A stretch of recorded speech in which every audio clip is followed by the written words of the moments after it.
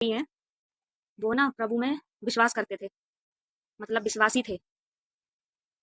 और वो ना बहुत परेशान थे, बहुत ज़्यादा परेशान थे। लेकिन क्या था, वो रोते रहते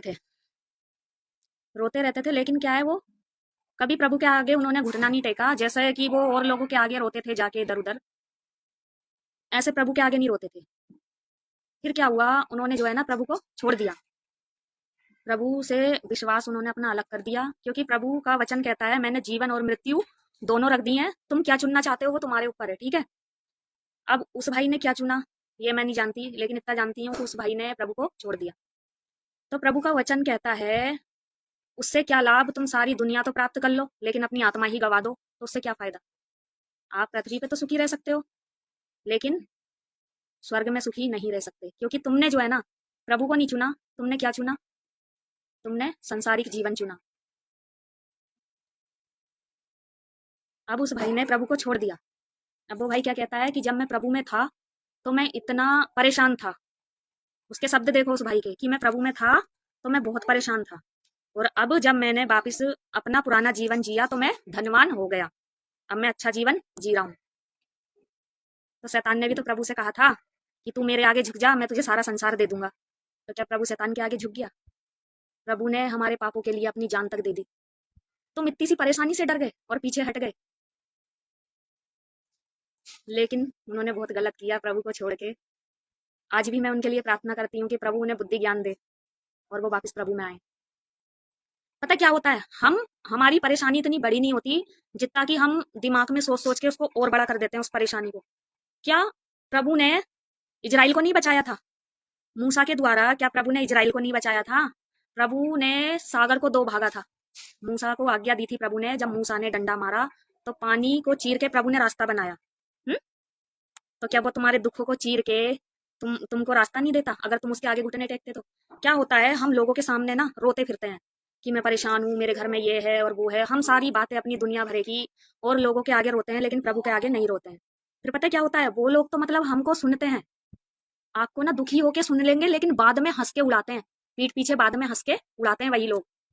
लेकिन इंसान इस बात को नहीं समझता, लेकिन वो क्या करता है, उस पर भरोसा करता है कि मैं अपनी बातें इसको बता रहा हूँ तो ये मेरा दुख समझ रहा है। लेकिन ये नहीं पता कि वो दिल ही दिल में खुश हो रहा है कि ये परेशान है।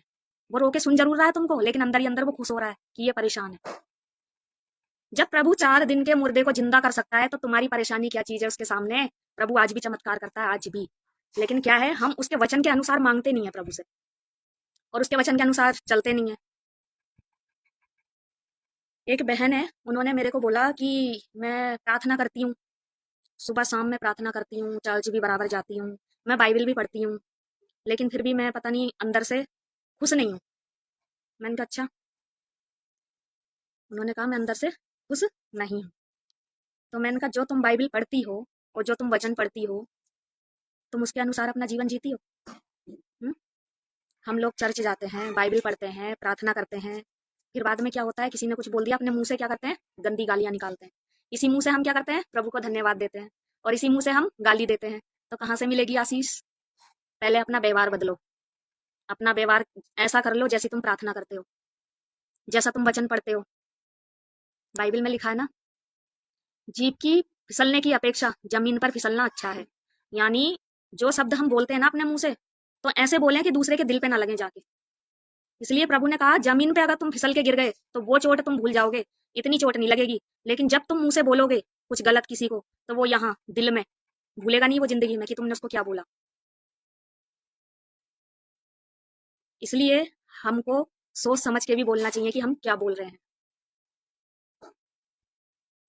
और बाइबल में भी लिखा है प्रभु हर एक निकम्मी बात का लेखा लेगा। जो मिनट मिनट पे बहुत से लोग गालियां बकते हैं ना, गालियां, बाइबल में लिखा है हर निकम्मी बात का प्रभु लेखा लेगा। नहीं छोड़ेगा, किसी को नहीं छोड़ेगा प्रभु, सबसे लेखा लेगा, सबसे, जो प्रभु को जानते हैं वो भी और जो प्रभु को नहीं जानते हैं वो भी। और ऐसा हो ही नहीं सकता प्रभु जब तक नहीं आएगा, जब तक एक एक इंसान प्रभु के बारे में नहीं जान जाएगा।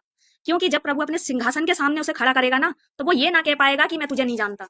इसीलिए तो प्रभु देर कर रहा है आने में, नहीं तो अब तक कब का आ जाता प्रभु। तो प्रभु चाहता है कि हर एक इंसान, हर एक बच्चा मुझे जाने। बाइबल में लिखा ना, हर एक घुटना झुके